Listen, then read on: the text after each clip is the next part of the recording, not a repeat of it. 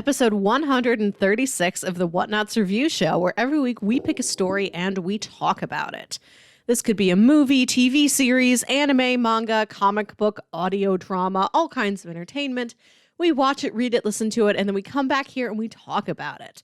My name is Melissa Wilkinson, and I am joined as always by Kyle Springer. Ahoy! Ahoy, Kyle! Yeah, I'm doing good. How are you? I am doing okay. I've oddly been really exhausted this weekend.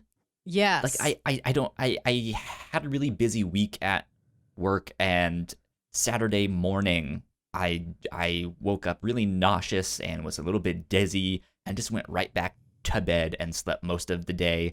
And then today I was sleeping most of the day, but I had some plans in the morning, which is why we're now recording in the afternoon. And I don't know. It's been an awkward whirlwind. 7:30 in the afternoon. Right? Yeah. Indeed. Melissa. Yep. Our worlds collided about 3 weeks ago, and it went unbeknownst to both of us. What? Yeah. So, you are a big fan of the YouTube channel New Rockstars. Yes. You watch all of their trailer breakdowns and stuff like that when a new Marvel thing comes out. I'm not sure if you watch all of their stuff or if it's just certain things that they No, they, I watch they a do. lot of it. Unless it's a property I don't really follow, like Rick and Morty or The Boys, or I'm not super into Star Wars, but I'm there for almost all the Marvel stuff. Gotcha. So before we were recording this today, I was watching their trailer breakdown for the new WandaVision trailer that got released at the Disney Investors Call just this past Thursday. It happened to be on my YouTube feed because I watched some Fantastic Four video that you put in our Discord, and so now it's starting to be like, hey, you watch the New Rockstars, watch more. So I happened to watch this thing. It's a great breakdown. But then I happened to go to their YouTube channel, and I moused over one of their videos, just a random one. And you know how YouTube does the thing where it does the 3-second, here's what it looks like. Yeah. Right? I did that, and I saw someone I thought I recognized. And I was like, is that how I think it is? And so I clicked on the video. I don't remember exactly what it was, but sure enough, Blessing Adeyoye Jr. from Kind of Funny was on that. And I was like, I know him. That's wild. I meant to tell you about that the week that video came out, and I forgot. It's one of the people from your YouTube channel on my YouTube channel. Exactly. I'm a big Kind of Funny fan, and I was just like, oh my god, the one that I happened to see, I saw him in. I was just like, what is going on? So, good stuff. Wild stuff. Indeed. How are you, though? I'm doing okay. I've tried to have a productive day. I cleaned the whole bathroom. I cleaned all the floors. I vacuumed. I did a lot of dishes. That's what I have to do tomorrow. And I just baked some cookies out of nowhere because I'm like, heck, I think I have cookie time. What kind of cookies? It's just a standard chocolate chip cookie recipe, but I had some leftover freeze-dried raspberries that I pulverized. So there's raspberry dust in there. Interesting. Okay. They're pretty flavorful, but raspberry. they didn't come out red. They came out sort of a muddy color. So I don't know if they look too good, but they taste all right.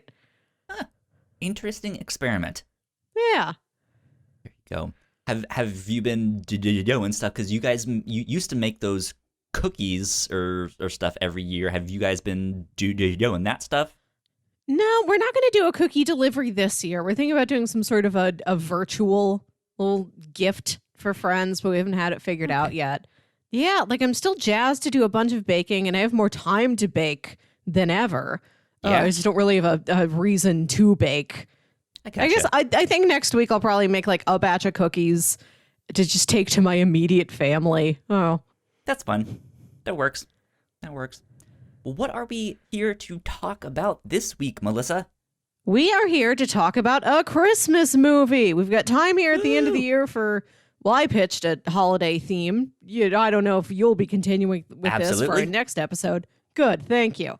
So yeah, we each get a little holiday pick here at the end of the year, and we are watching a personal favorite of mine, 1988's Scrooged, starring Bill Murray as a cable TV executive. This is a contemporary retelling of Charles Dickens' classic A Christmas Carol. As you could probably guess from the title. Scrooged, bah humbug. And this is directed by Richard Donner. Mm-hmm. Superman fame, right? That's the one. I've actually never seen Superman. Oh wow. Yeah, Superman. No, but I've seen like The Goonies. Others, I'm sure. The Goonies is always the next one I think of after this. Interesting. Okay, because to me in my mind, he is the Superman director.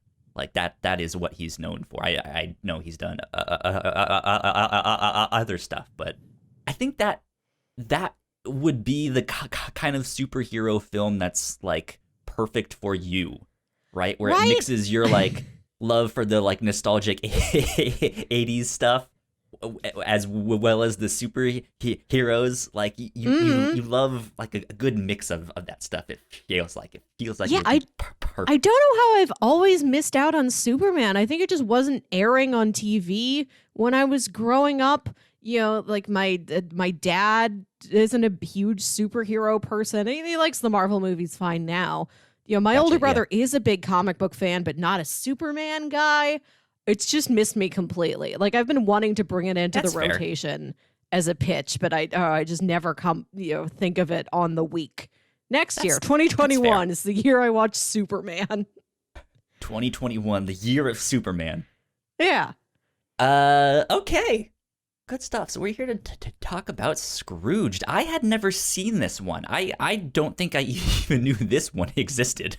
Did you recognize the poster? Because this is something I remember well from Blockbuster. The poster is like Bill Murray and like a skeleton hand. Where's the it's Bill cigar. Murray and he's like laughing and he's holding a cigar and there's a skeleton hand reaching out to light the cigar. Not especially Christmassy, but I guess it speaks to the ghost aspect of A Christmas Carol. Yeah, it seems more like a comedy horror film just by the poster. Sure. Which I guess you could still say it is, kind of. Yeah. Right? Yes. But it's meant to be a Christmas story. It's a Christmas comedy horror. Yeah. So it's an oddball of a film. It's an interesting mix. But yeah, I had never seen this. I don't think I really knew that this existed. But you mentioned Bill Murray, and I was like, hell yeah, I'm in. Let's watch some Bill Murray. I think this is one of the only times Bill Murray has showed up in anything we've covered. Earlier this year, we did watch Moonrise Kingdom. We did, yeah. He was in that. But I think that's about it. That's all the Bill Murray we've gotten to. I think so. Now I'm scared there's something we're forgetting. Next week, I'll come and I'll list off whether or not he has been in anything Bill Murray else. stuff. Yeah. Okay. Well, yeah, so I watched this for the first time. I liked it a lot. It ended up being really charming. Yeah. Though I have to say, I think most of the way there was a little bit chaotic. Like most of the film is just like, what is happening? Yeah. Like, this is wild. A busy, chaotic, very chattery movie.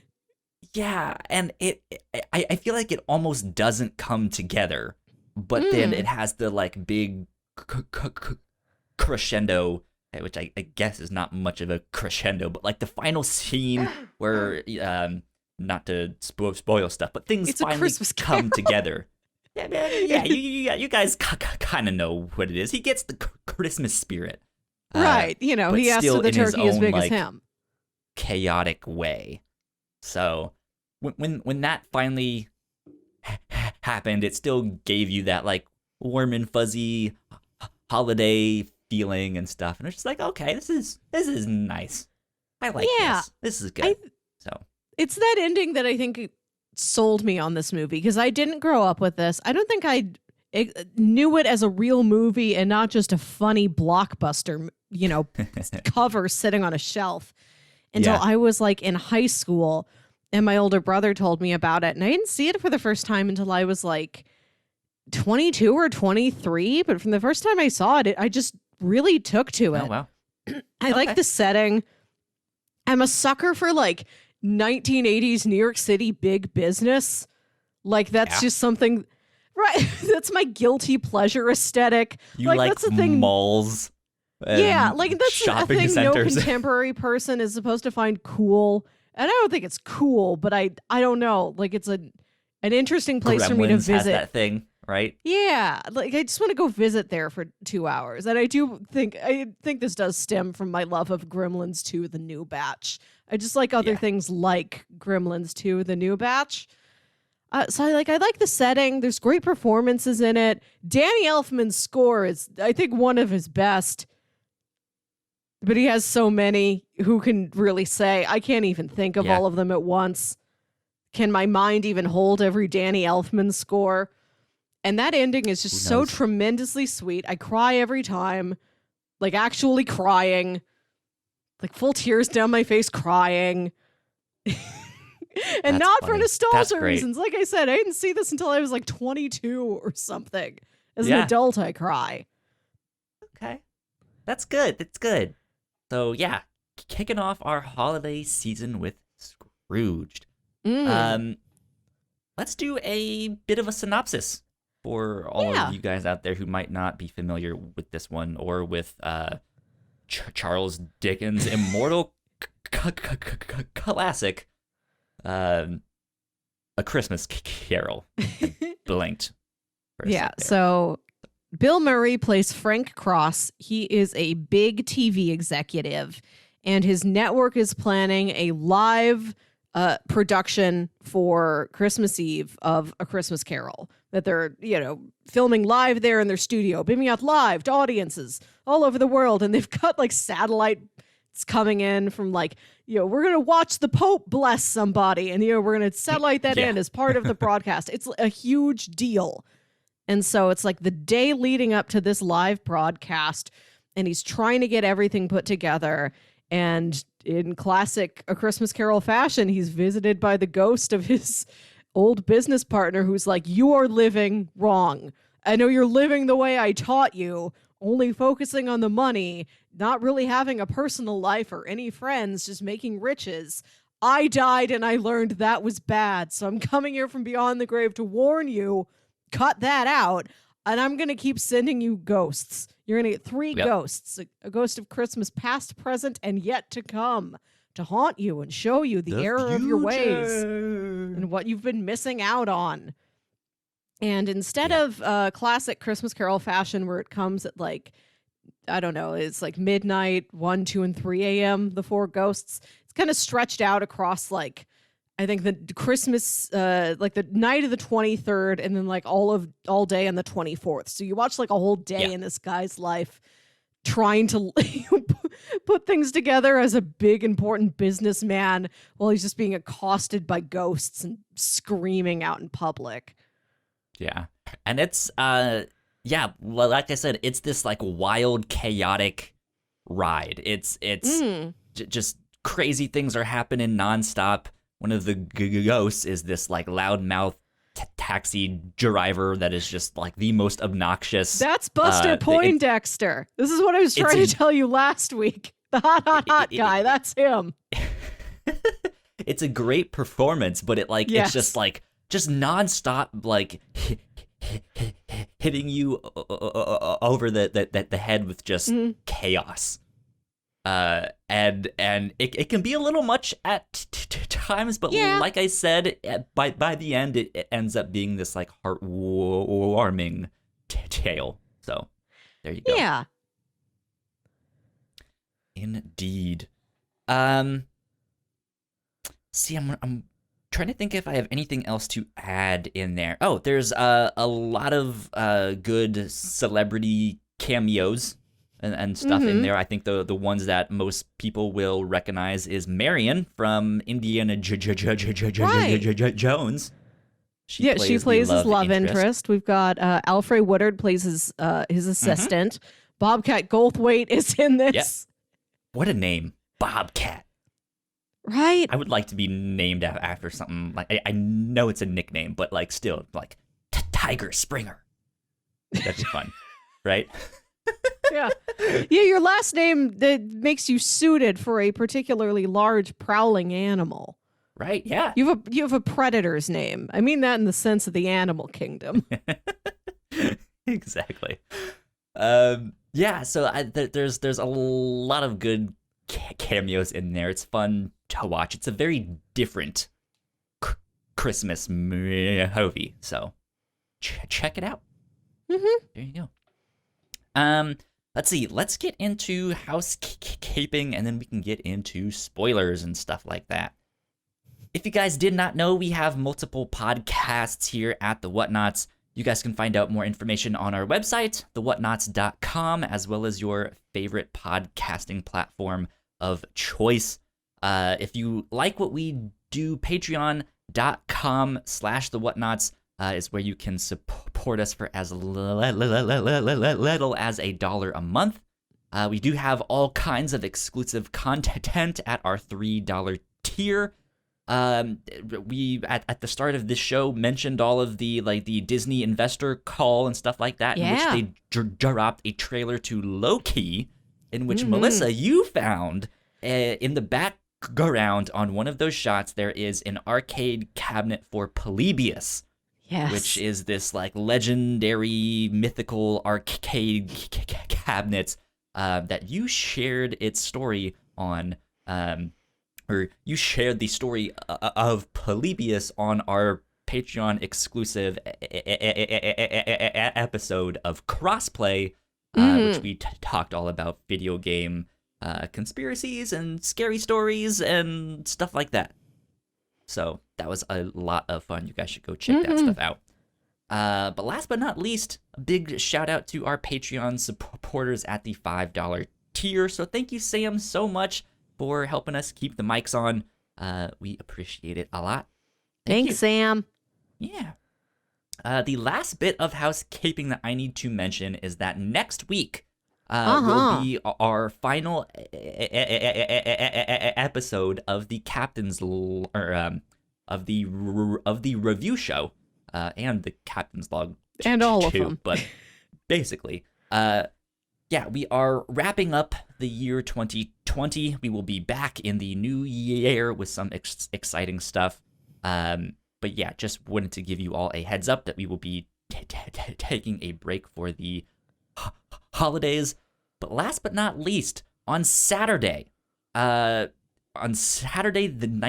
19th, December 19th, 2020, we are doing our 5-year anniversary retrospective live stream. That will be on our Twitch channel, twitch.tv/thewhatnauts. I am tentatively aiming for like 4 p.m. in the afternoon. Who's for? 4 p.m. Eastern time. Okay. I think that would be 3 p.m. your time. Cool. Melissa. Yeah. Well, I'll talk to you more about that afterwards. That's what I tentatively was hoping for. We will announce the actual final time on our Twitter, so go follow us on that, which is at the Whatnauts on Twitter. But yeah, go do all of that stuff. That being said, let's get on to spoilers. Spoiler alert. Scrooge is redeemed. He is redeemed. Kind of. So this is my thing with that film. Like I mentioned, it doesn't really come together until the end. But I don't think in that final scene, I don't think he ever legitimately apologizes. I don't know if Scrooge ever does either. I don't know, but this seems like the kind of movie where the idea is like the character has this big change of heart, being like, oh my god, I've been a terrible person. I've treated people poorly. I've been all about riches and this and that.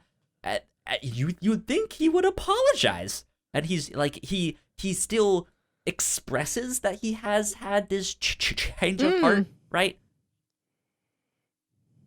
But maybe I missed it.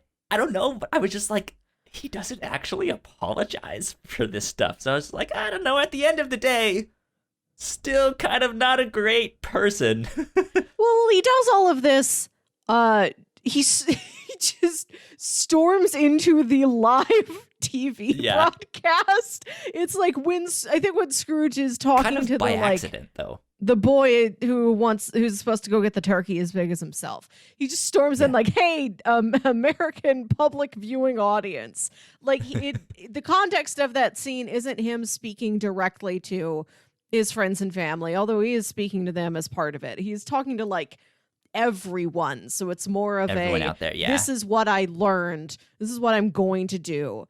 And I think what gets me so much about this ending, this whole wild speech that he gives, is how much it applies to just the everyday person.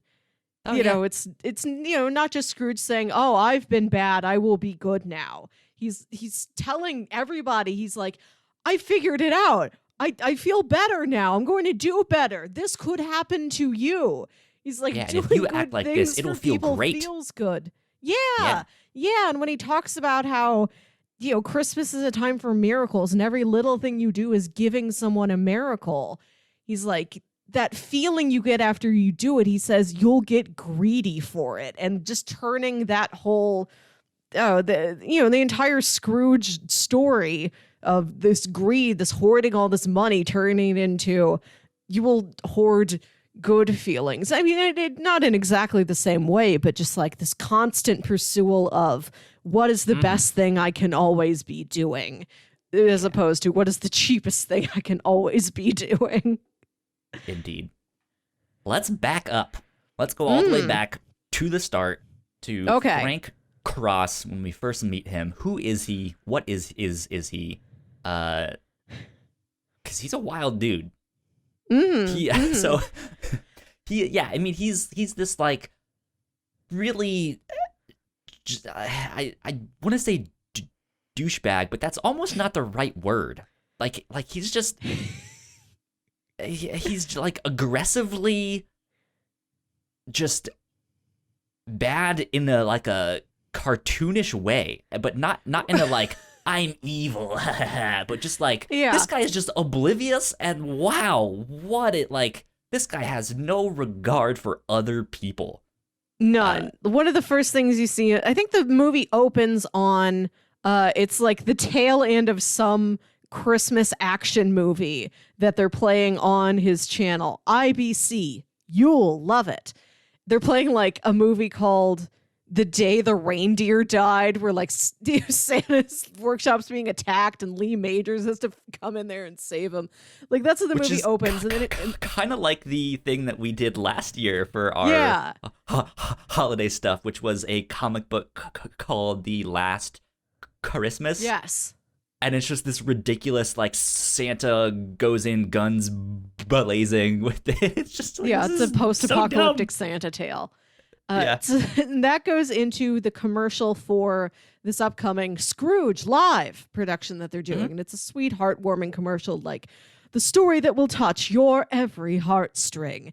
And then Frank Cross is like, no, this isn't cutting it. It isn't going to work. Put in the tape of the trailer that I had cut together. And it's like mass shootings, acid rain, opioid addiction. The world is in flames. You have one chance to save yourself. Tune in and watch Scrooged. Your very life may depend on it. It's very aggressive, frightening, on purpose commercial. And he's like, run this. We need to scare people into watching Scrooge live. And Bobcat Goldthwait speaks up against this. And then Frank just has him fired. And his secretary's like, it's Christmas. And he's like, no, I'm calling a code. Is it a code red? An Elliot Loudermilk, get him out of here. And then there's a report that comes in like, Mr. Cross, some old lady, some 85-year-old grandmother watched your commercial and then died of a heart attack. And he's like, good. That's good press. Yeah, I'm happy. He's just completely oblivious to like, that's that's not what you're supposed to be doing. This is not how Christmas goes. Exactly. He just could care less. But yeah, he's not like the shock jock type of thing. He's more like he legitimately wants to scare people into watching this thing. Like he wants TV to be edgy because that's what brings in the big bucks and the ratings and stuff like that. But yeah, it's just kind of ridiculous to see the amount of stuff that he just does wrong, right? It's just like, no, don't fire him on Christmas Eve. Don't talk to these people that way. Don't delight in this person dying. Like, don't do this, dude. You're like, no, this is not a good look, man. Not a good look at all. And then Alfred Woodard, his secretary, Grace is she's working with him on his like the holiday gifts he's sending out to people, which if it is like the 23rd, it's pretty late in the year for that, but okay. It's like, okay, who are you Simpler sending? times. Yeah, who's getting a VCR and who's getting a hand towel with the network logo emblazoned on it? He's like, towel. That one's a VCR. Most of these are towels. And like he gives a towel to his own brother and she's like, your only brother. She goes behind his back and she sends him a VCR. Yeah. Yeah, so he's up to no good in that regard. And then is this when he visited by the dead his former boss, and that's what? Because so what I want to get to, I guess, is this scene. Well, let me see. I think I'm mixing stuff up. So I do want to at least mention that his secretary, we do get to follow her back to her house, and we get to see her family. Yeah. And they have a good sized family, and their youngest child has chosen to stop speaking because I guess he saw his father and it seemed like killed. He saw it when he was young enough that he hadn't started speaking yet, just, as he was developing, and that traumatized him so much that he's like, I think they say he like saw his dad die 5 years ago, and I'm like, the kid looks like he is 5, so the math is a little fuzzy. But yeah, he's like a 5, 6, 7-year-old who has never spoken, and she's taking him to doctors, trying to figure it out, and she's like, well, I guess he'll just talk when he's ready. Whenever he's ready, yeah.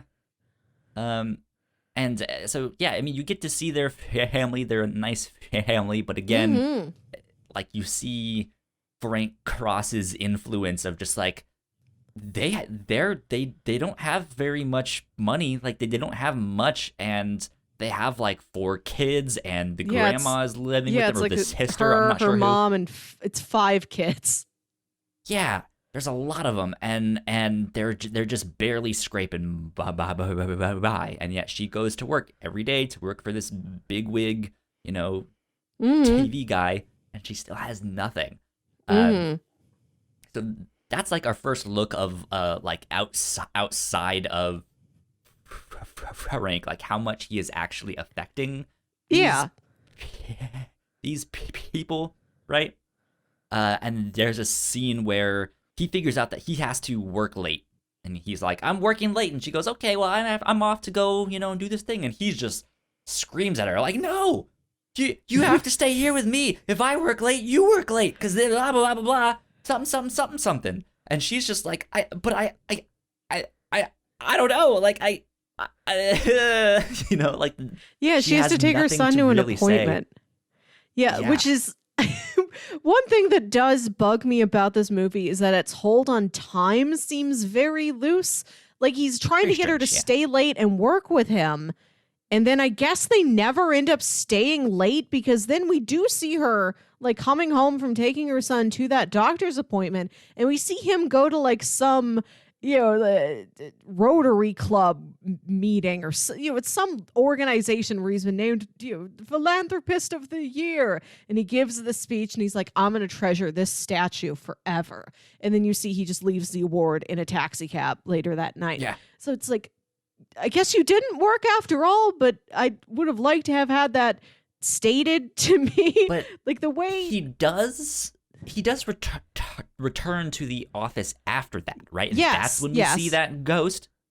Yeah, he does. Like after that awards ceremony thing, he does go back to his office. I think he's going to do some research on John Glover and returning from Gremlins 2, the new batch. Maybe another reason why I really like this movie. And he started fixing himself a drink. Yeah, and then his Jacob Marley appears. Yeah. And yeah, dude looks like a full-on zombie. He's got spider webs. He's decaying. He has it looks like he died because he got hit in the back of the head with a golf ball.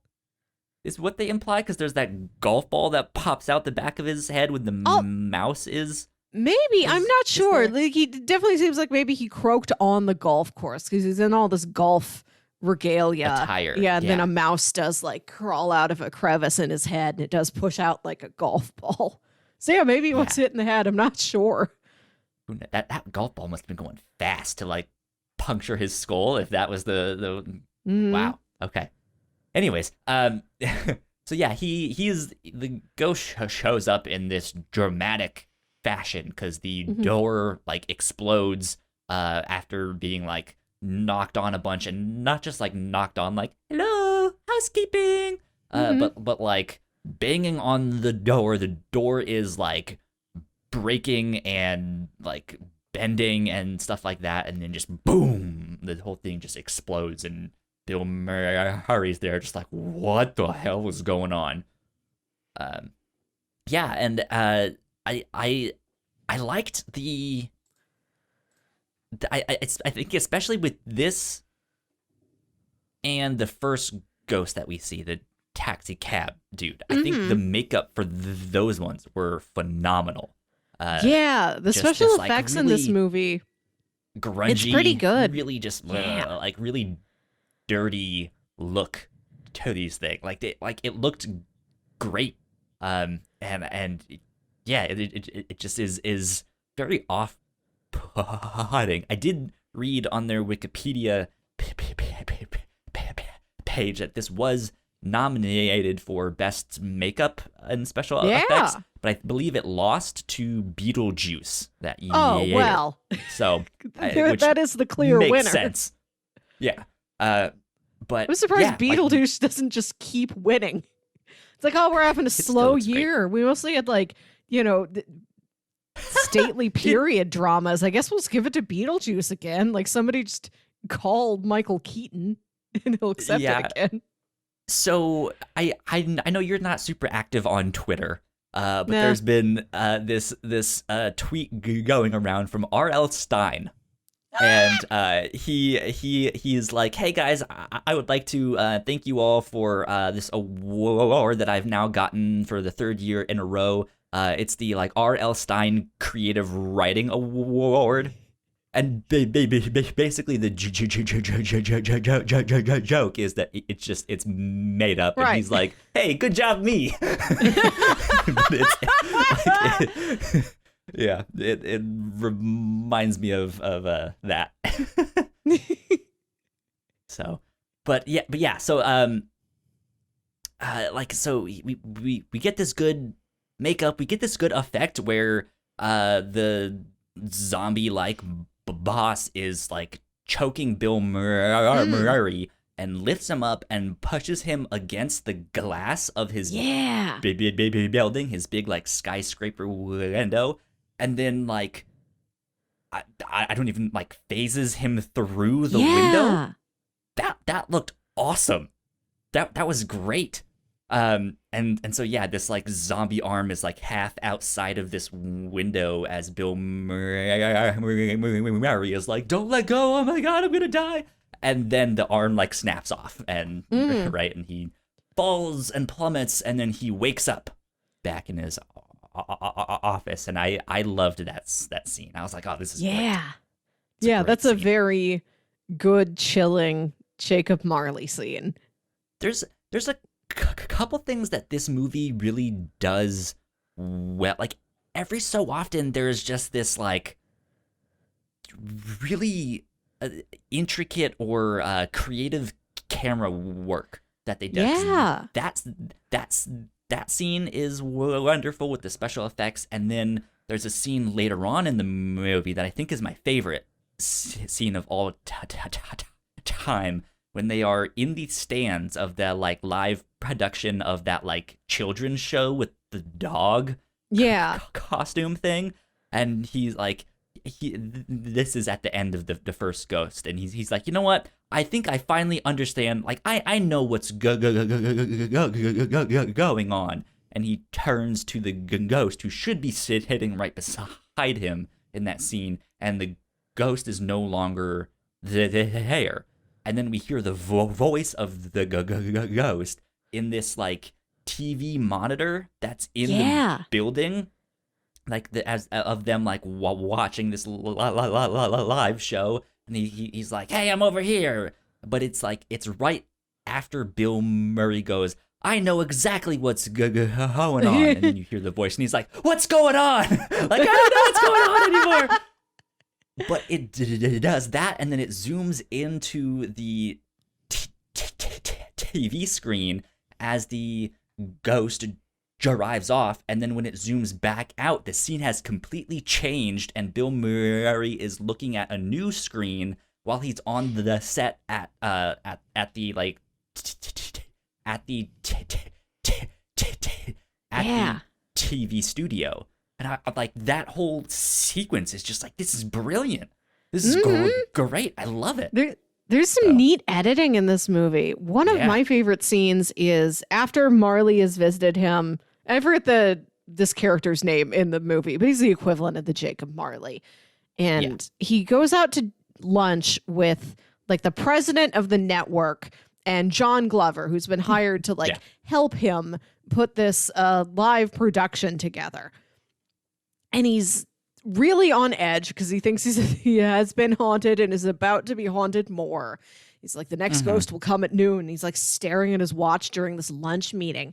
And like there's this great Danny Elfman score with this choral chanting like la la la la la, that's meant to invoke like a children's Christmas choir, but also a spooky children's choir, you know, the scary horror movie soundtrack one. Yeah. And like he looks over and he just sees a waiter standing there on fire, and he jolts, and then he kind of shakes his head, and it's like a man just like flambeing table side, like, you know, it's some dessert for the people there. And his boss is like, what are you looking at? Oh no, that's supposed to be on fire. And he's cuts back again, and then there's the waiter just still standing there on fire. Like the way it cuts back and forth from like this horrible thing where the guy's on fire, and it's not like anybody's screaming, it's the scene is exactly the same, just this man is just casually going up in flames, and it gets back to no, just a normal fancy dinner, fancy lunch meeting.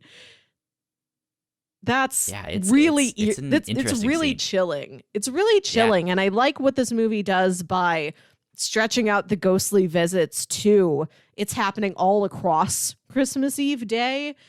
So it's happening very slowly, and you watch this guy like try and live his public life knowing that like another ghost is about to show up at any time.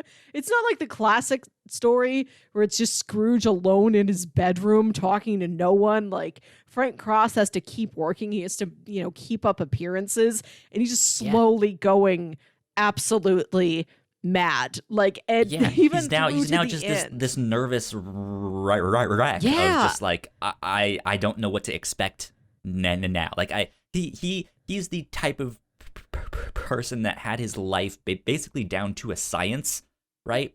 And as things came up that he didn't want to deal with or thought, you know, wouldn't make him money, he just stopped them. Just like, nope, you're done. Go away. And so it was exactly what he knew.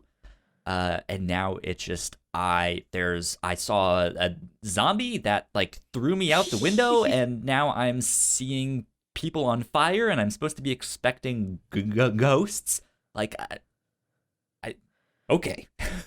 Yeah. This is new.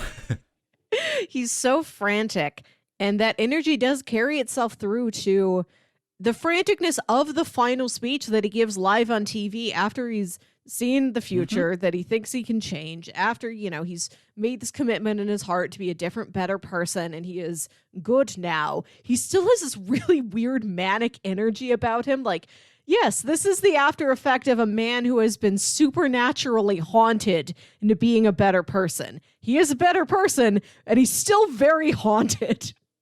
Yeah. I mean, because that end speech, he like you said, he is kind of turning the whole greed thing on its head, right? But he's still, he's talking about greed and kind of this addiction of like, you will be addicted to making miracles for. It's weird, like, okay, it's oddly threatening, but sure, yeah, holiday spirit, that works. It's so intense, that final It speech. really is. And that's something I've never gotten from any other version of A Christmas Carol. At the end of the day, Scrooge is committed to be a better person. But Scrooge doesn't seem to have any of this weird after effect of, I saw 4 ghosts. 4 to 5 ghosts. If this is the Muppet Christmas Carol, where he's visited by Statler and Waldorf as the Marley brothers, there's 2 of them. So after seeing 4 to 5 ghosts, that seems like it hasn't left the effect on Scrooge besides, I'm going to be nicer now. He has no awakening to the larger supernatural world, but Frank Cross seems like he has. Like, his mind has been open a little wider, and he's kind of a wilder man now too. I feel like after this, he changes his name, and this is where the Ghostbusters movie comes in.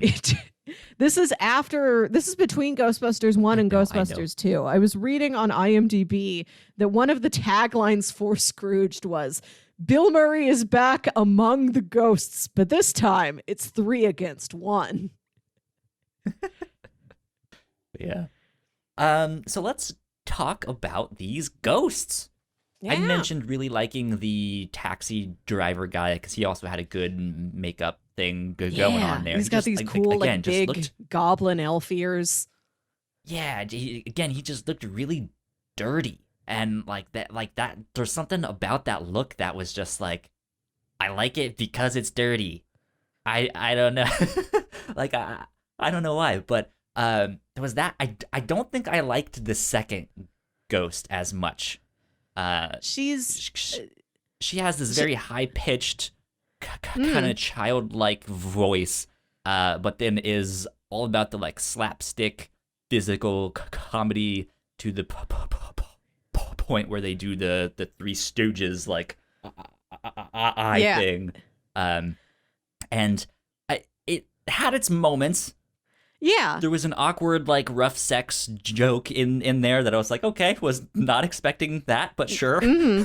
But, yeah, like, it was just, I don't think I liked her as much. And then the third one was more like the actual, like, Grim Reaper. Yes. Kind of thing. Like, it's so weird. Amazing. The second ghost is played by Carol Kane, and she's dressed up as this, like, sugar plum fairy.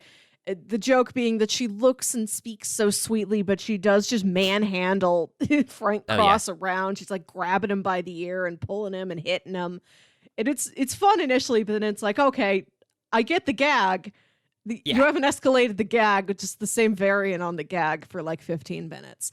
But it's always good to see Carol Kane. But yeah, the final ghost, it is like the big Grim Reaper, but his face, instead of it just being this dark void or a skull or something, it's a TV. And then at one point, and Frank Cross gets him confused for the actor in the costume for the Ghost of Christmas Yet to Come in the Scrooge live production. He's like, oh, this is a cool costume. Do our people make this up? And he like lifts open like the cloak. It's expecting to see like a guy under there or something. And instead it's like in winding these among this like, skeleton rib cage. Yeah, it's like these trapped souls moaning like, ah! He's like, you're here for me, aren't you? Well, the TV face is a very good touch. A bit, yeah. I do like that. But to back up a bit, there is another scene with the Grim Reaper character, which he thinks is the third Yes. ghost. Yes. And they're about to get on the elevator, and the doors open up, and it's this Grim Reaper, and Bill Murray just immediately, oh my God, I'm gonna die right here! No, save yourselves! Go, run away! And he just completely overreacts, and they're just like, no, this is the guy that works here. Like, he's in the play that we're You putting hired on. him, He's yes. just like, oh, okay, good costume, nice one, it works, and then down the road is when we start to meet the actual Grim Reaper, and there's this really neat scene where he is appearing in all of these TV screens. All of these screens are supposed to be mirrors of the same thing. They're all playing the live production that is happening right now. But then this Grim Reaper slowly starts to appear in one of them, and then his picture expands and starts to fill them all, and it's just like, this is, like, wild. And then his arm sticks out of the TV, like the garage, right? Or and it's just like there's the Ring. I sure know my horror films as a horror aficionado that does not like horror films. I love every spookum. I'm very scared of Jason Myers. Yes, indeed. But yeah, that third ghost was just a neat mix of like special effects, and like you said, the TV for a head that was flashing all these different characters and himself and all sorts of stuff. I liked it a lot. But yeah, so then I think that kind of leads, well, before we get to the big end scene and do all of that stuff, I do want to mention another gag that's kind of running through the film, which is the person that he fired. Yes, at the start of the film. Goldthwait. Bobcat's character, yeah. The dude gets fired on Christmas Eve and just has nowhere to go. He now has no money. It seems like no home. Did he mention like his wife kicked him out or something too? As we see him like over like 24 hours. He's like, okay, well, I'll go home and I'll talk to my wife, and she's very understanding. We'll have to move to a studio apartment and sell our car, but we'll figure it out. And the next time we see him, he's just like drunk on a street corner. And I think later he mentions that he went home and talked to his wife, and she did not take it well, and like took their kid and like, went to go live with her mom or something like that. Yeah, and so we see him like dive into alcohol and stuff like that. And at one point, he is selling blood for money, and he passes out and just falls back into this pile of garbage. And at the same time, Bill Murray's character is walking up the street and just passes him without even noticing that this guy has, fainted in a pile of garbage. And yeah, like it's kind of a funny gag the entire way, just to see this guy's life just get completely messed up. Not that I think it's funny to watch people descend into all of that stuff, but the way they show it is made for laughs. Yeah, it's like, look at this man's life get. It's preposterous and how bad it gets in 24 hours. Yeah, it's the speed of the thing that's the joke of it. Exactly. And then at the end of the film, he finally comes back with a shotgun and wants to murder him, right? What a wild scene. It like all of a sudden becomes Die Hard. Yeah, and Frank Cross is almost like, well, you're not a ghost. You're a human man. So this is a comfort to me. I think at first he's not sure, right? Yeah, he's like, this is this is the form my third ghost has taken. Yeah. So, but like it's such a wild scene. Because then in the middle of that is when he has his epiphany of like, I should be a nicer person, and then just all of a sudden starts being a nicer person and takes Bobcat's gold. I don't know how to say his name. Goldthwait. Goldthwait. There you go. This is only apple juice, I swear. But he, like, it just all of a sudden starts being nice and just completely bum rushes him with kindness in a way that the second ghost almost did, right? Where he's just too rough on this guy and ends up like knocking him off into this elevator. And it's just this bizarre scene of like I don't even know what's happening. I think Elliot attacks him, and then the ghost visits him, and like it might be the ghost visit might be sandwiched in between his encounters with Elliot Loudermilk, and so that's why he is so loving towards him at the end. Like, I've had my epiphany, I've seen the future that could be, and I have to stop it, and I have to start stopping it here now by befriending this man who came to my office with a shotgun, and then he. Are you excited to see me, or is that a shotgun in your pocket? That exact joke is made, yes. Yeah. As sweet as the ending of this movie is, it also comes through him sending Elliot Loudermilk and his shotgun to like hold the tech room hostage, just to be like, don't turn the cameras off. Keep broadcasting this. We're going to tie up John Glover. Like, I love the ending, but I am also aware, like, you committed like literal crimes to like make this sweet ending happen. Like, you're all going to be in pure court, chaos. I think. It is, yes. Pure chaos. So, let's dive into this end scene. We've talked about it a little bit. But yeah, he ends up crashing into the set, which is a bit of a weird. I don't know exactly how he got there. He's trapped underground with the dead body of this frozen, like, homeless guy that's in there.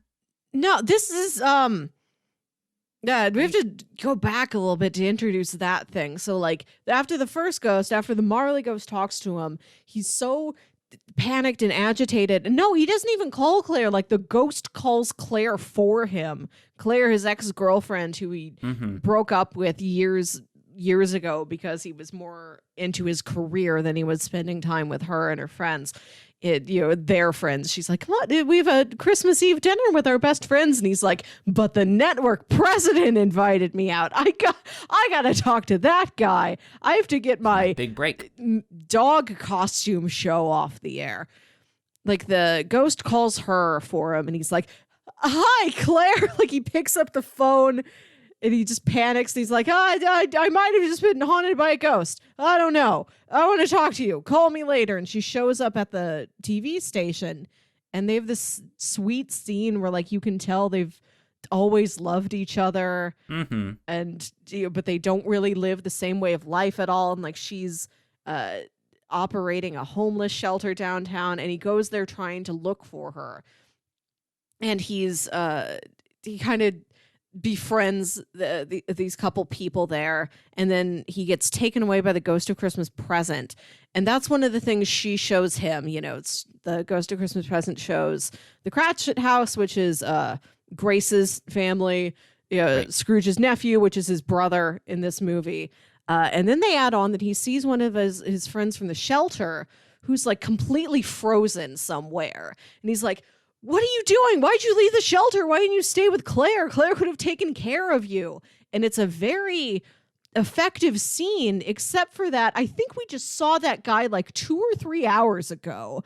I don't think you could completely freeze into being a corpse after like 2 or 3 hours in the middle of the day in what does not seem to be an especially cold day.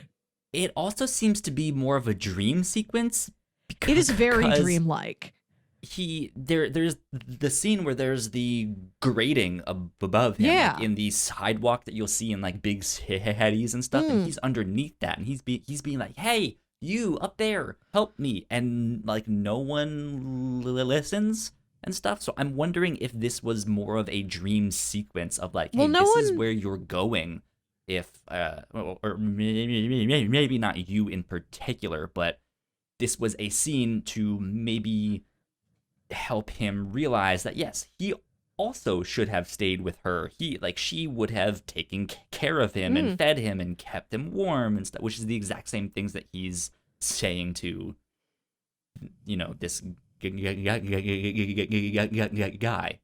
But then he crashes out of there, right? Is that because he's like oddly pointing at this door, and so he breaks it down, and then he like stumbles on the set from behind that door. So the whole thing just seems like this magical dream-like thing. It's not really happening. Ghost took him there, and that's why nobody can hear him. Like, that's Ghost. That is classic Ghost. When the ghost takes you somewhere, you can't interact with anything around you. And so I think according to the laws of Christmas Carol ghosts, she's showing him a real thing. It's only the third ghost that shows you metaphorical things that could be. The previous two ghosts, they show you real things. So the story is treating it like, yes, this man froze to death. And I'm like, how?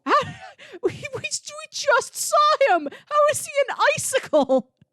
This isn't like a wild blizzard polar vortex. This just seems like a normal cold day. It's probably like 40 degrees outside. Who knows? But yeah, so he crashes into the set eventually. And this is basically when he starts the big speech. Well, he crashes back to the set. He sees he sees what he thinks is the third ghost. It's just the guy in the costume. He goes upstairs.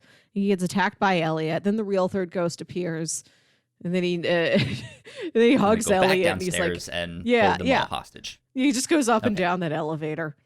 Yeah. So big speech. They're holding them hostage in the booth. They're like, keep the camera on him. Keep it rolling. And he just starts going off and just starts being like, I used to be like this, and I used to do this, and blah, blah, blah. And everyone is like, what is going on? They're upset. They're like, the ratings, this is going to be terrible. They've ruined Christmas. And yeah, like we've said, it maintains the level of chaos despite it like increasing exponentially and like, oh, this is actually heartwarming and like really heartfelt. And it's got my favorite God bless us everyone in any variant of A Christmas Carol, because it comes from the little boy, our Tiny Tim character. Instead of him having the leg that doesn't work and other mysterious problems, that involve a crutch and coughing and inevitably dying and being buried on a nice hill where you can see the river. He is mute. He is unable to speak, but Grace brings him to this live TV broadcast, and they have Mary Lou Retton playing Tiny Tim in the broadcast. She's supposed to drop her crutches, do this whole gymnastics show, and then make a perfect landing and say, God bless us, everyone. And you see the little boy watching her practice, and he just like lights up seeing her say that. And you can like see the moment where he's like, those are my first words. He also sees it on TV, like he's watching. I don't know if it's the same live show or is it's just another version that they're watching, but he sees that and he hears that line, and you can just see him like, yeah, that's good. I like that. That's what we need. That's what the world needs right now. And this is what I will say. yeah, Bill Murray gives his big speech, and he's like, "Well, that's about it." And then, like, did I forget anything? And that's when he comes running up, and he like nods his head, like, "Yeah, you you forgot something." And that's when he like very raspily says, "God bless us, every one of us." And he like whispers it to Bill Murray, like tugs on his sleeve and whispers it. God bless us, everyone. And you see his family. You see like one of his sisters like cover her mouth with her hands. She's got these bright red nails. Like when a regular Tiny Tim or Tiny Tim equivalent says that, it's just like, oh yes, I agree. What a nice thing to say, Tim. Thank you. Now let's all eat our giant boy-sized goose. Here it's like, that is a miracle. That statement has been very nice, but it's never been a miracle before. Like this movie, that's what gets me. That's when I am bawling completely. Is when he says, "God bless us, everyone."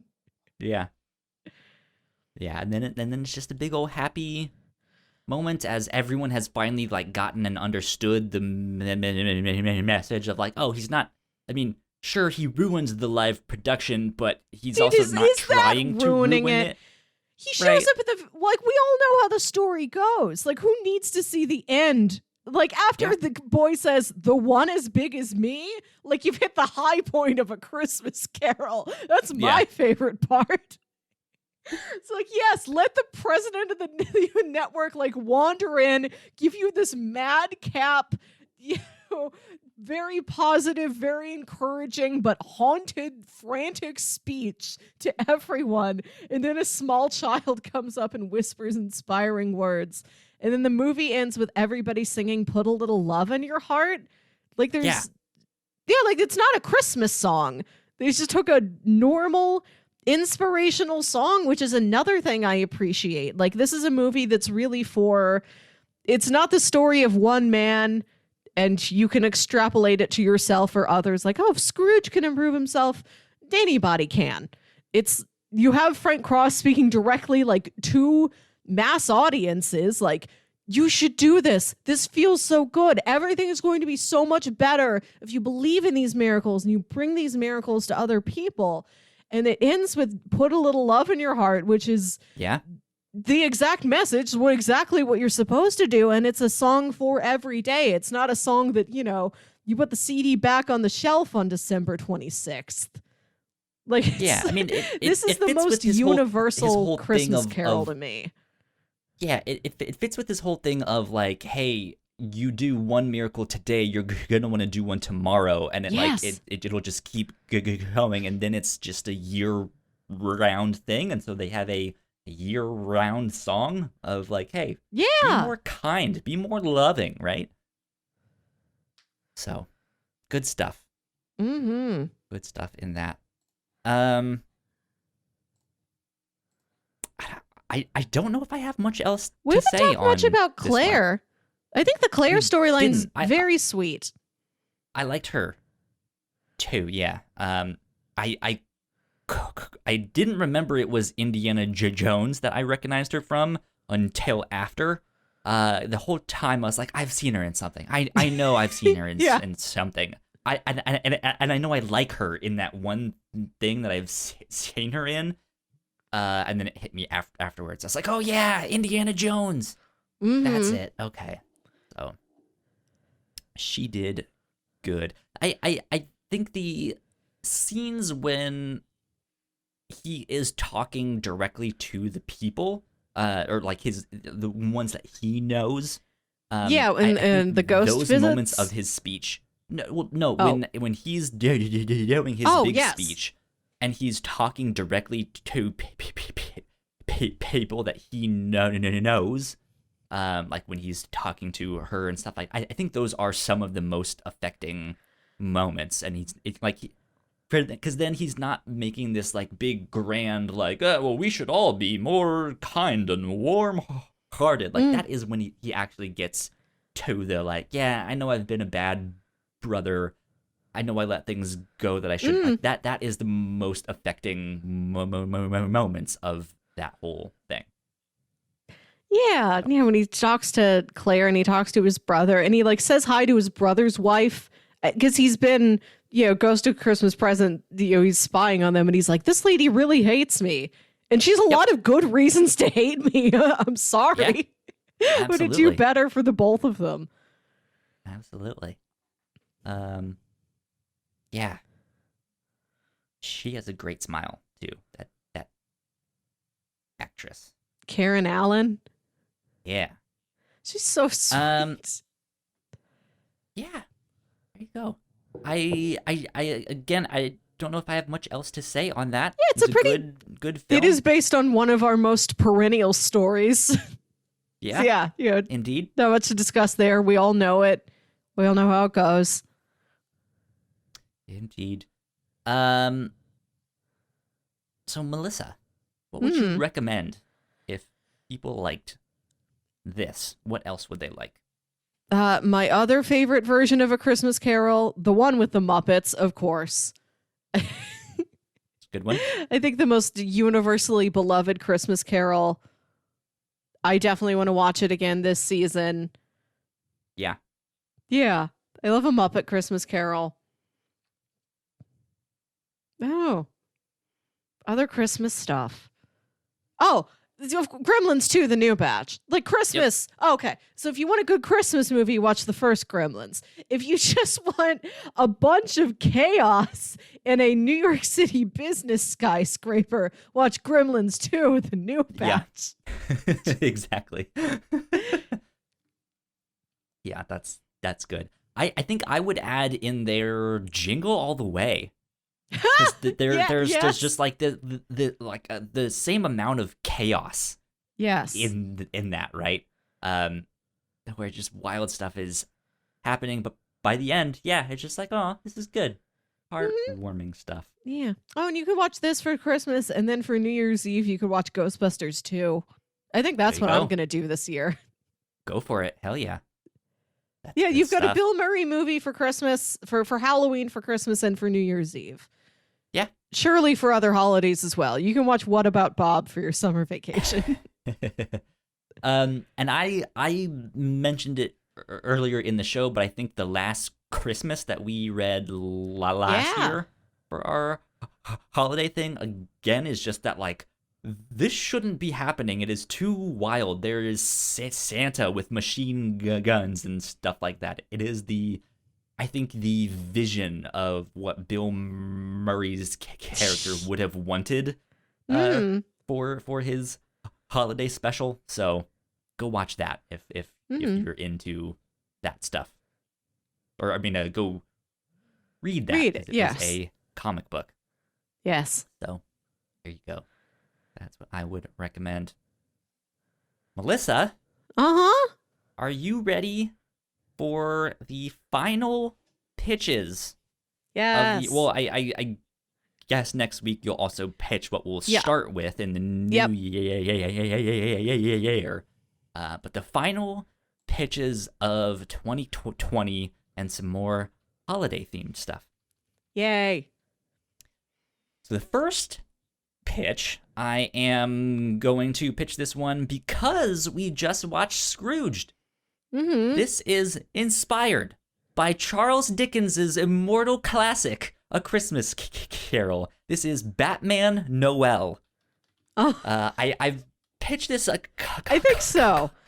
I know there are definitely some Batman Christmas comics. Yeah.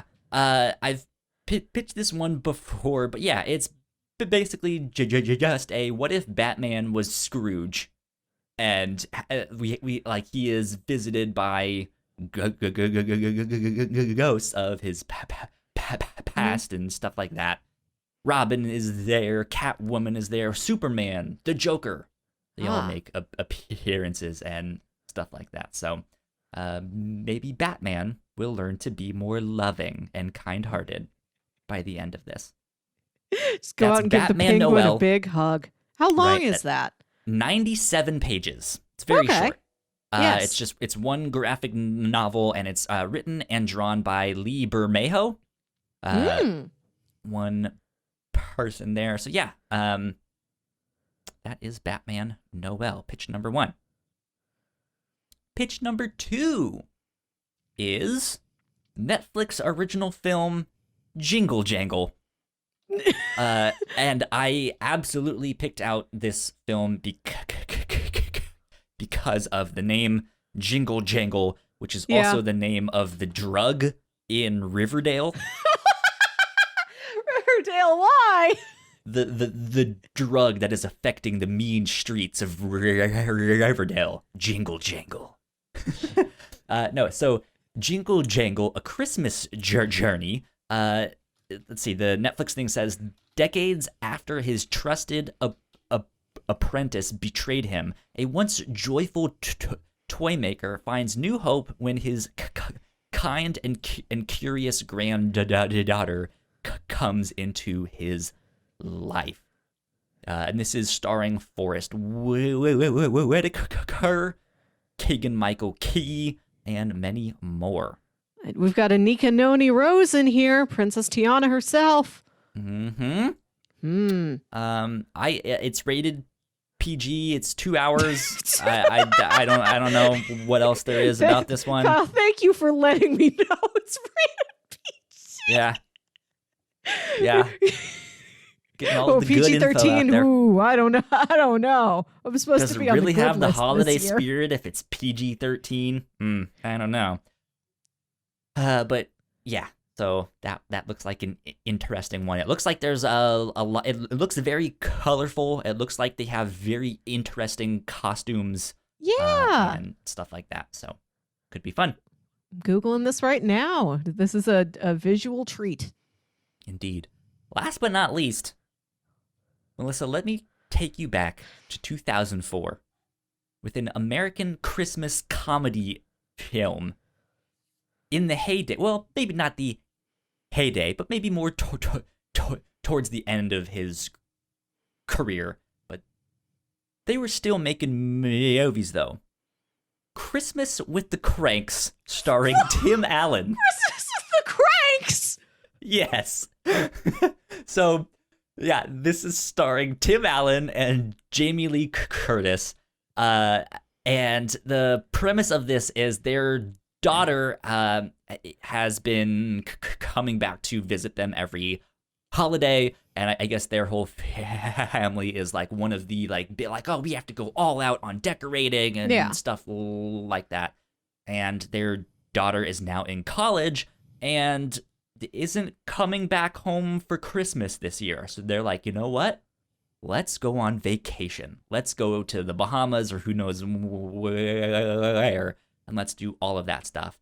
And then the day, like the day that they're supposed to leave or something like that, or like the night before, the daughter calls and is like, I changed my mind. I'm coming home. So now they have like 12 hours to get ready for Christmas.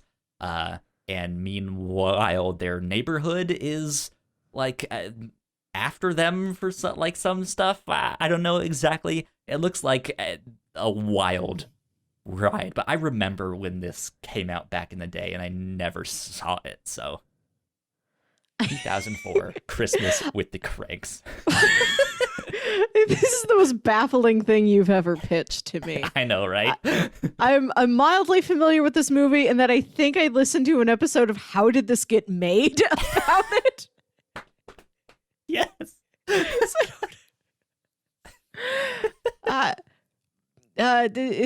doesn't hold a particular interest to me. But fair enough. But I appreciate the surprise. Thank you for the surprise this Christmas. Worth a shot. Worth a laugh. Thank you. I did just watch Batman and Batman Returns. So I think I'm good on Christmassy Batman. I'm very intrigued by this Jingle Jangle. Like, this looks really pretty and sweet and whimsical and fun. And like, I would read the Batman Noel story and I'd be like, ah, yes, A Christmas Carol, but Batman. Fun to see all my Batman Rogues Gallery and Allies Gallery, I suppose. Go, yeah. Oh, the Jingle Jangle seems like it will bring something new to me. Something new and delightful. It does look like it'll be delightful. It does look like it'll be a visual treat. It also looks like there's this like little robot-looking character who might This be movie, a like, 3D I'm just I have no doing idea. a Google image search. It looks like it's just full of doohickeys and gadgets and like Rube And, Goldberg machines. Magic. Just watching a bunch colors of those sounds really fun. Mm-hmm. Indeed. So that is what we will do for this next week. We will watch Jingle Jangle: A Christmas Journey. That's on Netflix. That's where you guys can watch that one. But yeah, don't forget, beyond what we are recording next week for this show, we will also be recording and live streaming our 5-year retrospective anniversary celebration thing. That'll be on our Twitch, twitch.tv/the Whatnauts. So be sure to check that out. Go follow us on Twitter to make sure you have the right time. Again, I'm aiming for 4 p.m. Eastern time, but you guys will want to double check that. But yeah, I think that's about it for this week. So Melissa, where can they find you on the internet? You can find me on Twitter and Instagram at Wilkywit. That's WILKYWIT. And you can listen to my other podcast, Saturday Morning Obscurities, where my brother James and I talk about weird old kids shows and movies. And I just watched the movie we're going to be doing for our Christmas episode here in a little bit. Yeah. Nice. Good stuff. Good stuff. If you guys want to follow me, I am at @YoKyleSpringer on Twitter and Instagram. Go like, share, subscribe, do all of that stuff. You guys know the deal with that. So, yeah. Happy holidays. Merry Christmas. And we will see you next week. And that'll be it for 2020. Yep. Yeah, good stuff. We will see you next week then. Bye. Bye.